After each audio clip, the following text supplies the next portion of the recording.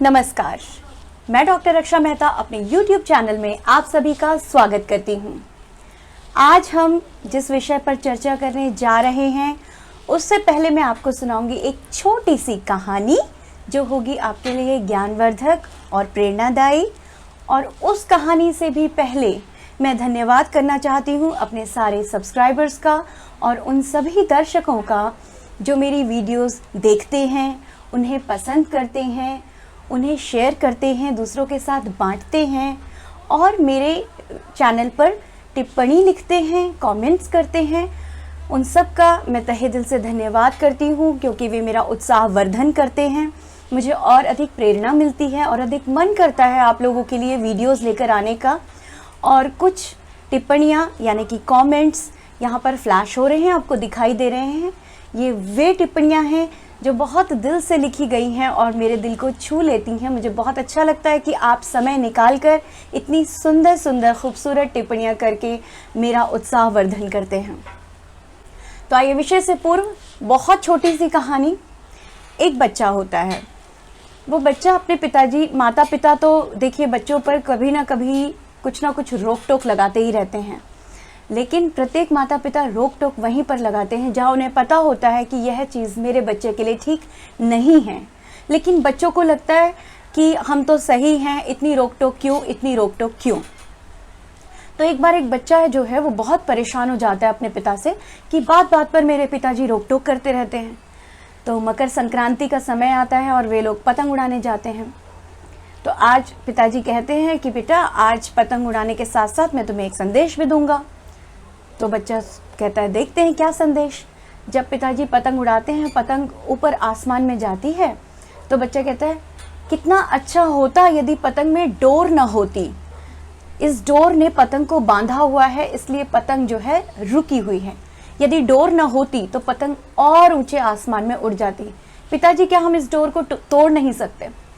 तो पिताजी कहते हैं ठीक है बेटा। वो फटाफट जो है डोर को काट देते हैं और जैसे ही पिता डोर को काटते हैं, पतंग थोड़ी और ऊंचाई पर जाती है और उसके बाद हवा में लहराते हुए नीचे आ जाती है और ज़मीन पर गिर जाती है। तो पिताजी कहते हैं बच्चे से कि देखो बेटा, ये जो डोर है जिसकी वजह से तुम्हें लग रहा था कि पतंग और ऊंची नहीं उड़ सकती, ये डोर है अनुशासन की डोर। प्रत्येक व्यक्ति के जीवन में अनुशासन बहुत आवश्यक है।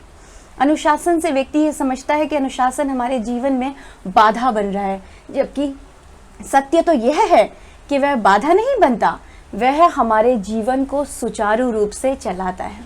तो बात कर लेते हैं हिंदी सीखने में अनुशासन की, कि नियम से हम लोग ज्ञानवर्धक वीडियोस देखेंगे, हिंदी की पुस्तकें पढ़ेंगे, हिंदी में श्रुतिलेख लिखेंगे, एक पृष्ठ जो है हम सुलेख लिखेंगे और इस प्रकार हम हिंदी भाषा को अनुशासनबद्ध रहकर अवश्य सीखेंगे और दूसरों को भी सिखाएंगे। इसी प्रेरणादायी कहानी के साथ अब हम बढ़ते हैं अपने विषय की ओर, जिसके लिए बहुत थोड़ा सा समय मैं आपका लूंगी। मुझसे अक्सर पूछा जाता है कि पर, परंतु, किंतु या फिर तथा, और, एवं, इन शब्दों में अंतर क्या है, ये प्रयुक्त कहाँ होते हैं, किस प्रकार प्रयुक्त किए जाते हैं। तो एक तो ये सारे शब्द जो हैं वो एक दूसरे के पर्याय हैं, सिनोनिम्स हैं। और दूसरा, जब पर्याय होते हैं शब्द तो उनमें थोड़ा बहुत अंतर तो रहता ही है। जैसे जल पानी का पर्यायवाची है, लेकिन हम ये नहीं कहते कि मुझे बहुत प्यास लगी है जल दे दो, या सूर्य देव को पानी अर्पित कर दो। हम ऐसे नहीं कहते, हम कहते सूर्य देव को जल अर्पित कर दो और मुझे प्यास लगी है, मुझे पानी पीना है।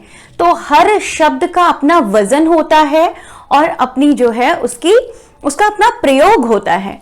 तो अब ये हम सीख लेते हैं जल्दी जल्दी फटाफट कि किंतु, परंतु, पर, लेकिन, हालांकि ये शब्द जो है समान हैं, लेकिन किंतु तथा परंतु जो हैं वे तत्सम शब्द जब हम संस्कृत निष्ठ भाषा का प्रयोग करते हैं, शुद्ध हिंदी जब हम बोलते हैं, संस्कृत निष्ठ हिंदी जब हम बोलते हैं, तब हम किंतु और परंतु का प्रयोग करते हैं। और पर का प्रयोग हम तब करते हैं जब हम देशज या देशी भाषा का प्रयोग करते हैं, देशज या देशी भाषा का प्रयोग करते हैं। और जब हम विदेशी भाषा का प्रयोग करते हैं, विशिष्ट रूप से जब हम उर्दू में वाक्य बोलते हैं उस वक्त हम लेकिन शब्द का प्रयोग करते हैं। ठीक है, लेकिन शब्द का प्रयोग होता है और इनका जो अर्थ है वह एक ही है, बट। अब आ जाते हैं एवं, तथा और व। एवं और तथा, तत्सम और तद्भव, जब शुद्ध संस्कृत निष्ठ हिंदी का प्रयोग किया जाता है तब हम एवं तथा लगाते हैं। तत्सम में एवं और तथा हम तद्भव में प्रयुक्त कर लेते हैं। तद्भव जब संस्कृत से हिंदी में आते हैं, और हम प्रयुक्त करते हैं देशज और देशी भाषा में। वह हम प्रयोग करते हैं, व का प्रयोग करते हैं हम उर्दू यानी कि विदेशी भाषा के जब हम वाक्य बोलते हैं तब हम करते हैं व का प्रयोग। ठीक है, अब इनका प्रयोग कहां होता है, और इसके लिए एक ही शब्द है इन सबके लिए अंग्रेजी में, जो कि है एंड। ठीक है, अब आप मुझसे पूछेंगे मैम तत्सम, तद्भव, देशी, विदेशी ये क्या होता है, हमें तो कुछ पता ही नहीं। तो इस पर मेरी एक वीडियो है, एंड स्क्रीन में मैंने लगा दी है। मैं कभी कभी आपसे बोलती हूँ डिस्क्रिप्शन बॉक्स में लगा दूंगी और उसके बाद मैं भूल जाती हूँ। तो एंड स्क्रीन पर आपको मिलेगा शब्द विचार, जिसमें तत्सम, तद्भव, देशज और विदेशी शब्दों का ब्यौरा मैंने दिया है, पूरी तरह से वर्णन किया है।